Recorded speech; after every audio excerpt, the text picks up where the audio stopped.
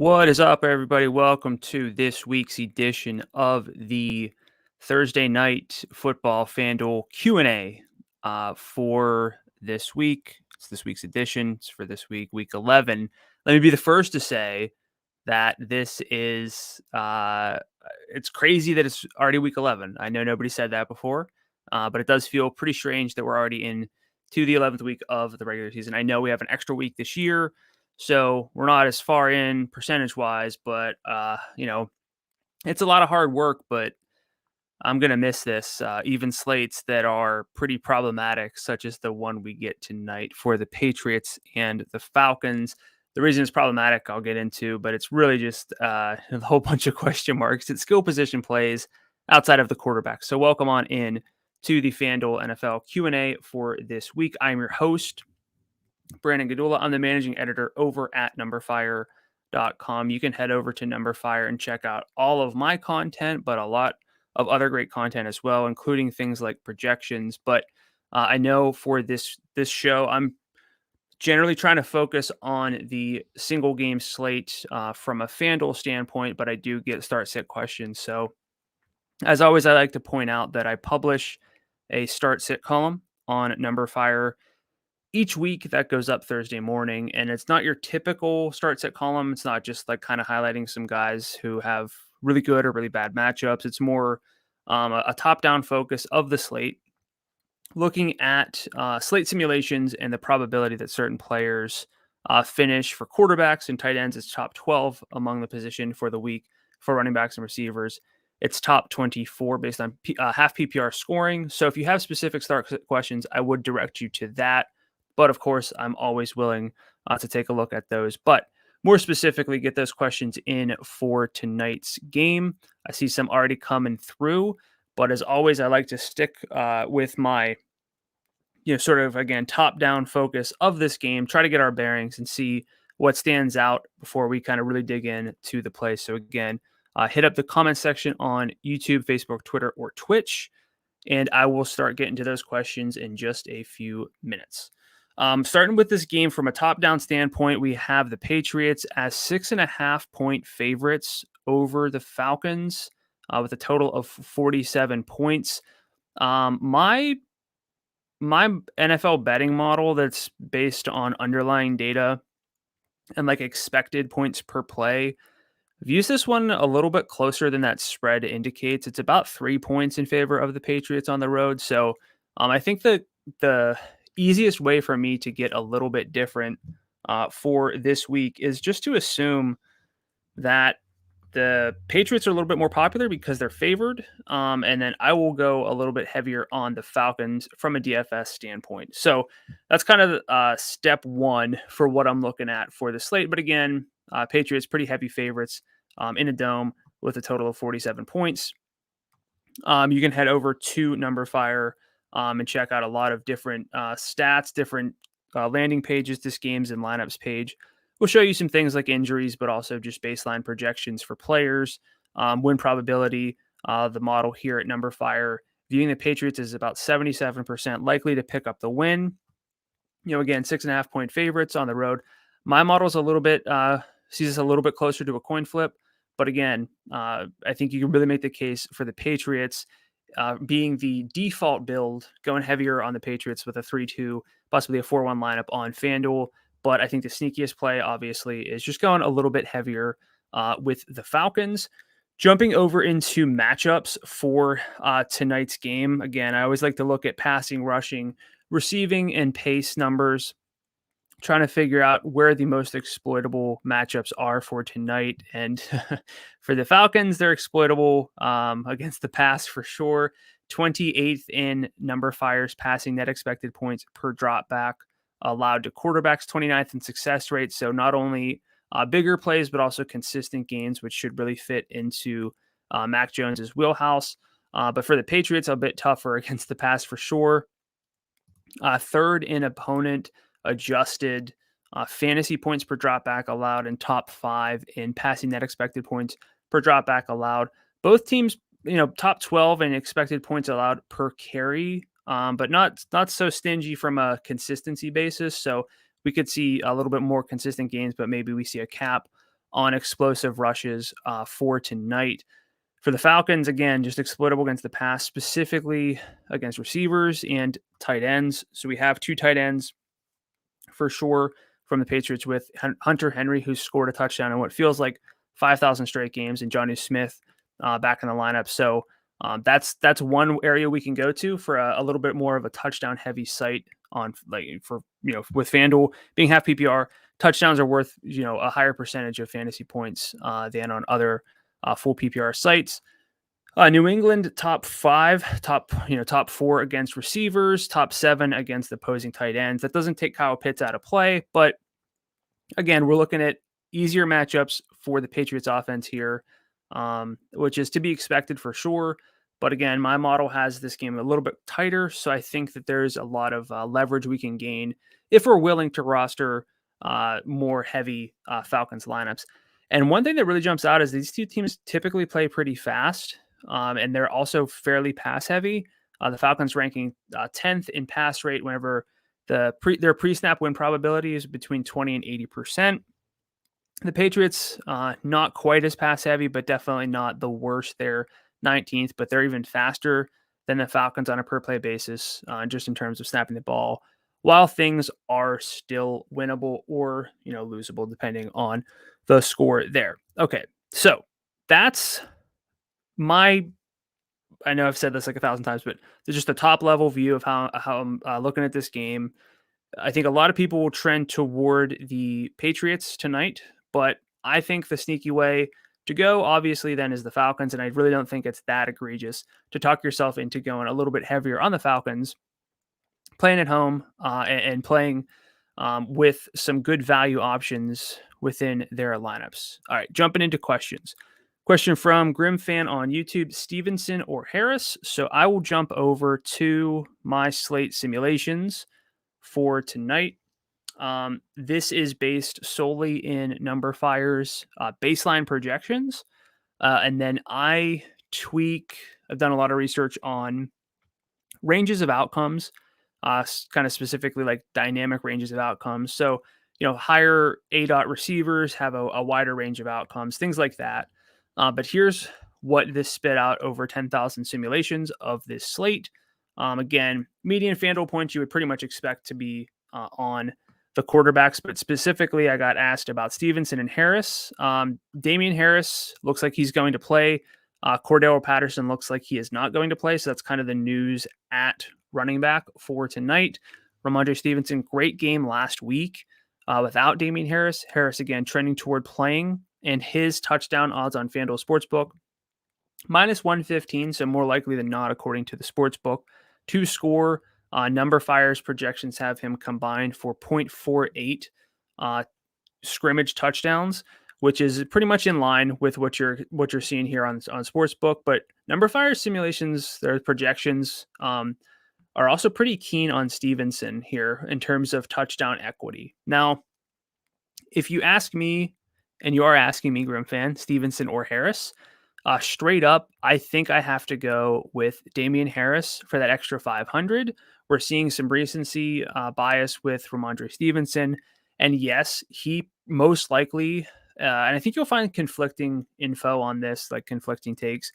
Presumably, to me, Ramondre Stevenson earned a bigger chunk of the pie than he had before his showing last week. But I also don't think that there's enough to consider him as this team's lead back unless we really get some news by kickoff. So I'm going to lean Damian Harris for the better touchdown expectations, both by a smidge on, according to Number Fire, but also from FanDuel Sportsbook. And I really would presume that Harris gets the early down work, gets a lot of the goal line work, just might be more susceptible to losing receiving work, which wasn't a big part of his game anyway. Grim Fan's also asking, start the Patriots defense. Assuming that's a season-long question from a season-long standpoint. Number Fire's projections have them 12th this week. I think that they're a fine defense. I don't think you have to go away from them. It does sound like, without Cordero Patterson, that takes away a playmaker. Obviously, the Falcons are without Calvin Ridley as well. So I think you can really make a case for the Patriots With a lot of teams in play, you might be able to do a little bit better just because there are, frankly, more teams in play without teams on bye. But if I were, quote unquote, stuck with the Patriots defense, I don't think I would try to go away from that. Even though I've been a pretty big advocate of Matt Ryan's passing efficiency since week 3, really since week 4, but his efficiency wasn't too bad in week 3. This team's a little bit down without Calvin Ridley. And of course, they're going to be without Cordero. So I think that's a very justifiable play for this week. Another question from Grimfan. Nick Folk's status seems like, okay, and also from DJ, Nick Folk or Younghoe Koo. Okay, so I'll jump over to my Sims here. So for Nick Folk, he's questionable. Seems like he's always questionable, but tends to play. So I'm not concerned there. But I think from a kicking standpoint, and one thing I skipped over is the historical optimal analysis, which I'll jump to in a second. But, generally you want to side with the favored kicker. So that's going to lead you toward Nick Folk, who is projected for 9.1 median FanDuel points compared to Younghoe at 8.4. But if you take the angle that if you're willing to take the angle that the Falcons play from ahead, I think Younghoe's in play. But if I'm not mistaken here, yes, kickers so in similar games to this one, since 2019, where the spread has been between 4.5 and 8.5, because it's 6.5 now. And whenever the total has been between 45 and 49, so again, it's at 47, so right in the middle, we actually see kickers make more optimal lineups or make optimal lineups at a higher frequency than the overall simulation or the overall optimal just probability that we've seen in total games since 2019. So you can definitely make the case for kickers tonight, and with the likely dispersion at running back and receiver and possibly even tight end for every team aside from, I guess you would say, aside from Kyle Pitts, who's not going to share tight end roles, especially with Hayden Hurst banged up. So, but you could say that there are probably committee approaches for the Falcons backfield, for the Patriots backfield, as always for their receivers, and then even for the Patriots with their tight ends. You could kind of see that everyone's just sharing the ball, and that could make the kickers more in play for tonight.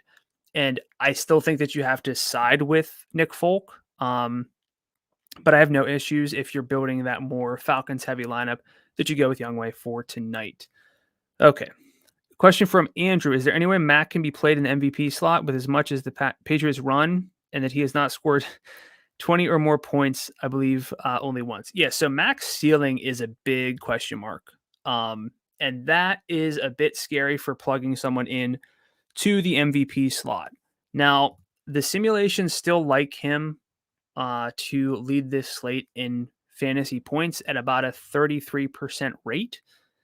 That's, of course, a slate high, but it's also less than a third, 32.7%.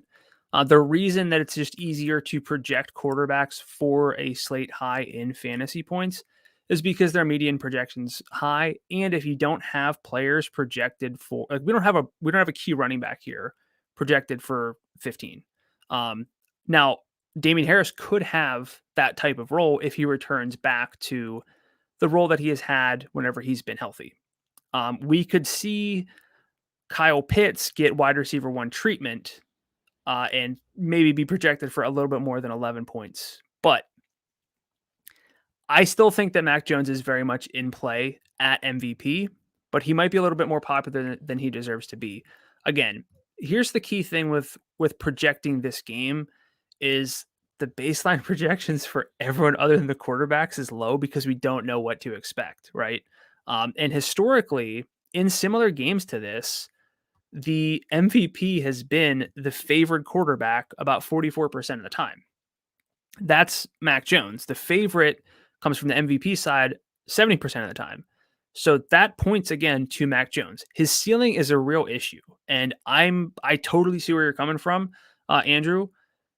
Projecting this slate says, yeah, Mac Jones makes the most sense to lead this slate in fantasy points, but I'm probably not going to play Mac at MVP. and that's going to take me over to the other side at quarterback with Matt Ryan and just assume that the Falcons win. And if they don't win, Matt Ryan can still be the MVP. It can still happen.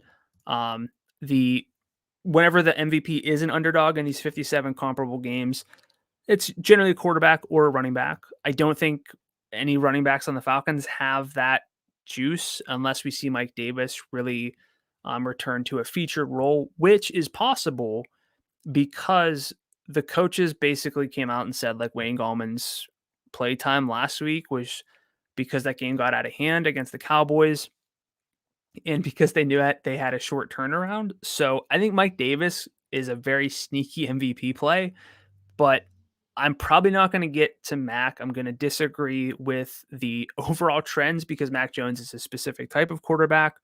And I think that he'll be more popular in the MVP slot than he deserves to be because, as you point out, he doesn't really have massive ceiling. And if he's just okay, if he gets 18, I don't think that necessarily means that any Patriots are up past 20 unless we see a 2-touchdown game from Damian Harris. But that's why I'm very keen on the Falcons as well. But great question.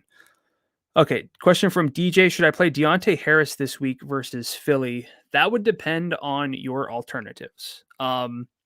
This is when I would definitely point you to my start set column on Number Fire. Again, it goes through and just ranks the probability of every player who's relevant that they'll finish as a relevant receiver. If you're talking DFS, I don't like that game a lot.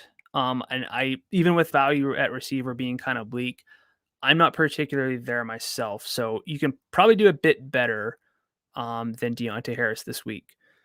Question from Sally on YouTube. I trade Amari Cooper for Adrian Peterson and Devonte Smith. Did I win? So there's a path. Okay. I love Amari Cooper. His target share probably will. I mean, Dallas's target shares are generally capped anyway. And with Michael Gallup back, we're probably looking at like 24% for CeeDee Lamb, 21-ish% for Amari Cooper, and about 15% for Michael Gallup. That's within a very, very good offense. Devonte Smith has a fantastic target share, but Philadelphia has really trended toward the run. Over the past 3 weeks, they are effectively the most run-heavy team in football. So from a market share standpoint, Smith's going to be in a good spot. But I don't think that really wins out against Amari. So the bigger question is, it's a 2-for-1. How do you view Adrian Peterson? And there's a path to Adrian Peterson having a good goal line role moving forward with the Titans. Jeremy McNichols is banged up. We could see Deontay Foreman and Adrian Peterson form a 2-person committee as opposed to the 3-person committee that they've seen. So if you need a running back, I could definitely see the case for that.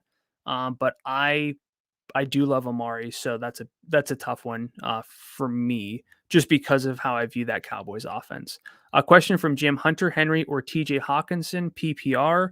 Okay, let me jump over to the start sit page and simulate this one out real quick. Let's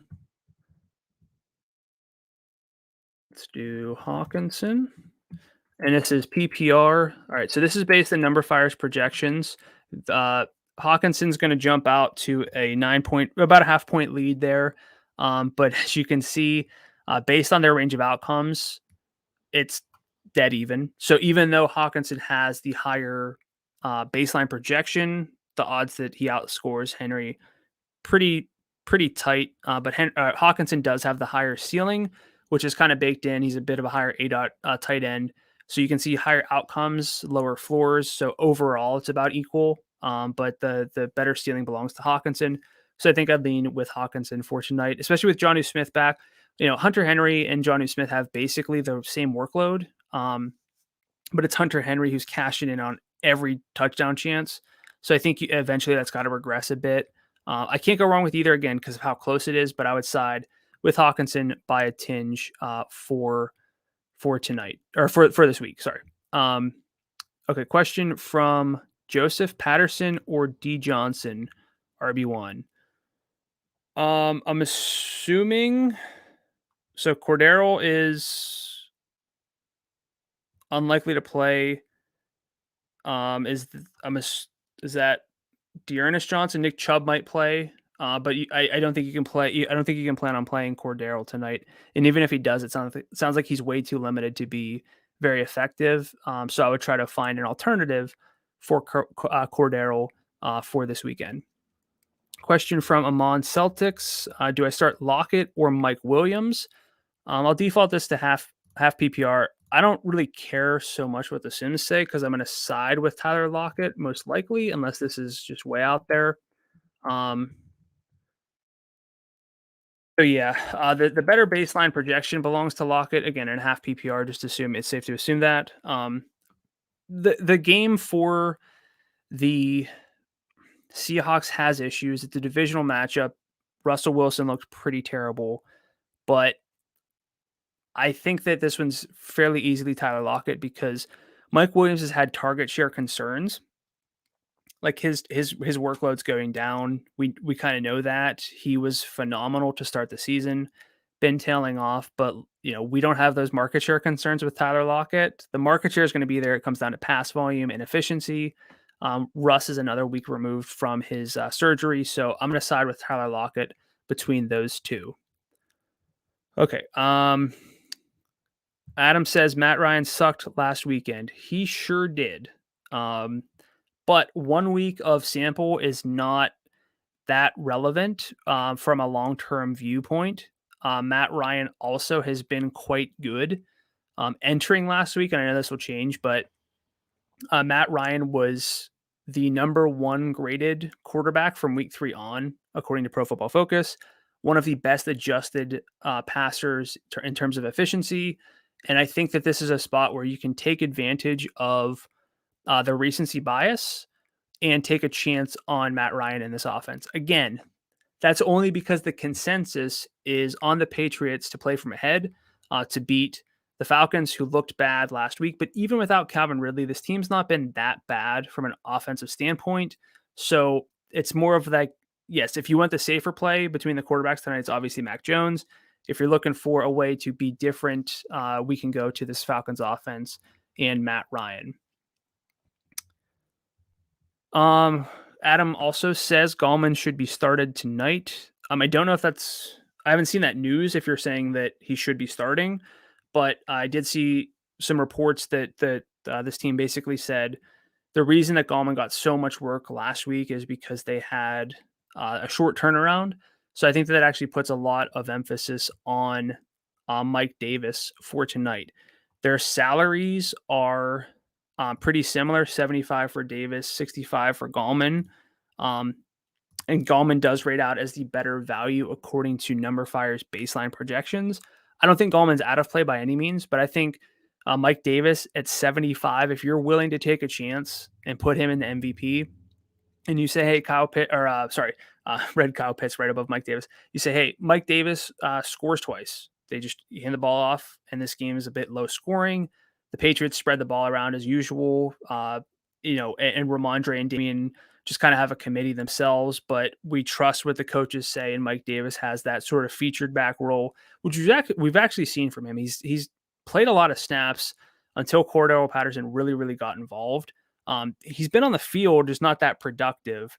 So I think that Mike Davis is very much in play for me tonight. And Gallman still in play, but not necessarily a big priority for me, even at 6,500. I could be wrong there, but that's just going off of what the coaches had to say after that game. Jonathan says, I have Ryan in MVP slot. Is that a good spot for him?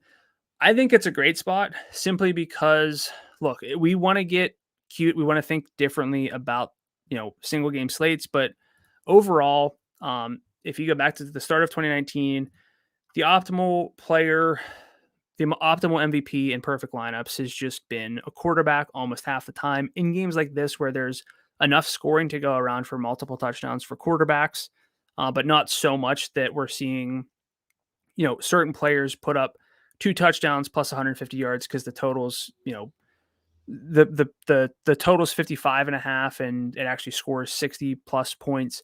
In games like this that are comparable, Yeah, it's more likely that it's a quarterback in the perfect lineup. And again, it is more likely that it's the favorite rather than the underdog, but it just comes down to whether you think that, again, like Adam said, rightfully Matt Ryan sucks again this week, or if Matt Ryan jumps back to the way that he had been trending before. And that's the fun of single game DFS. You really got to think differently. Think about, is last week the most telling, or is it a larger sample? So for me, I think Matt Ryan's a great MVP play, and I prefer him to Mac Jones from an upside standpoint. Adam says Jones will do good. The Falcons defense is trash. Absolutely bad. 28th again in passing net expected points per dropback, 29th in success rate allowed, 31st in player level adjusted fantasy points per dropback allowed. I get the case for him. I see the floor standpoint. We haven't seen the ceiling from him, and all it takes maybe is like a sneak touchdown, and Damian doesn't score, Ramondre doesn't score, but it's Mac Jones gets that 1 yard sneak and throws 2 touchdowns. So none of the pass catchers have a huge game, and then that's the recipe for Mac Jones being MVP. It's a pretty easy case to make. Again, the Sims view him as the most likely MVP for tonight, about a third of the time, but that's just not the way that we've seen this team play and Mac Jones operate overall. Question from Michael. I have D Foreman or D Johnson for RB2. So Deontay Foreman, I think, could be in a good spot this week. I'm assuming that's Dearness Johnson. I would go Dearness Johnson. Sorry, Deontay Johnson. Dearness for sure if Nick Chubb's out. That's a pretty easy one.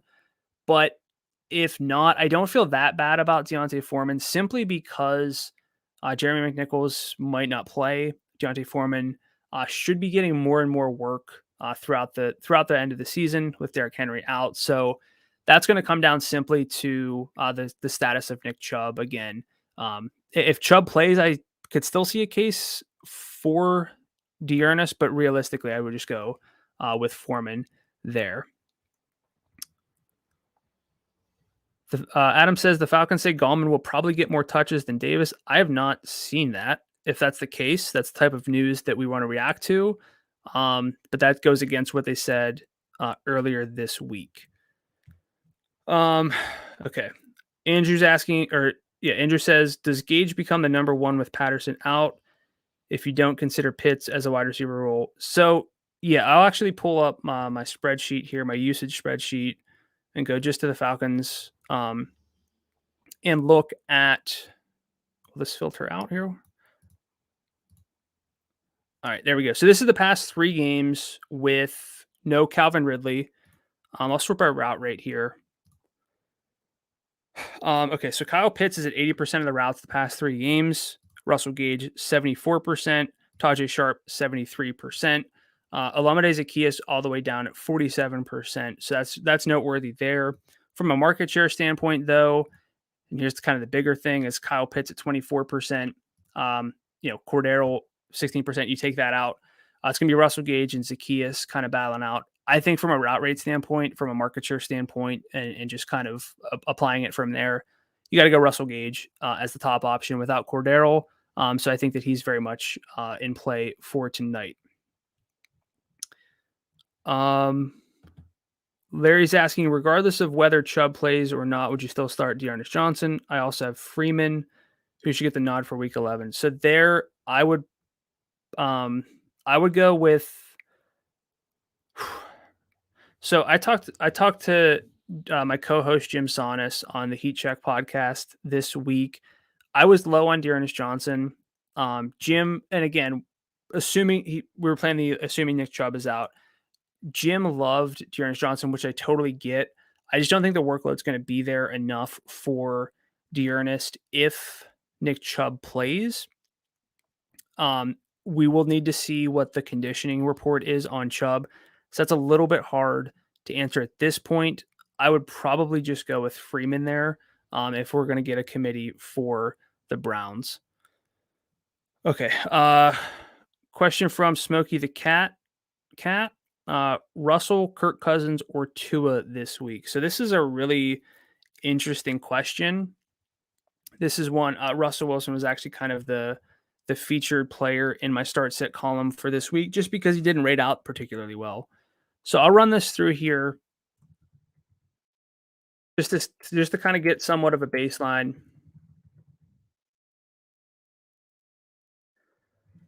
For this week,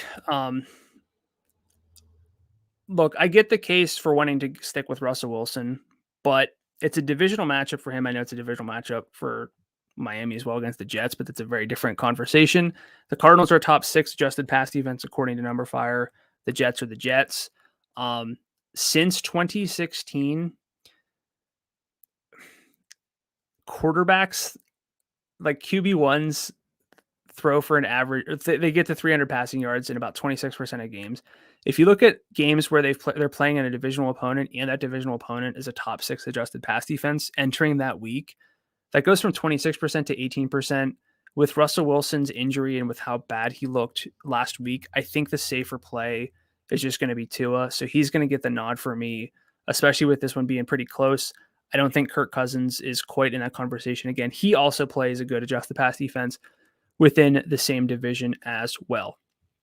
That is going to do it for me. A little bit over time here. If you have any specific questions, any follow-ups here regarding the single game slate or this weekend, you can hit me up on Twitter at Gdula13, Gdula.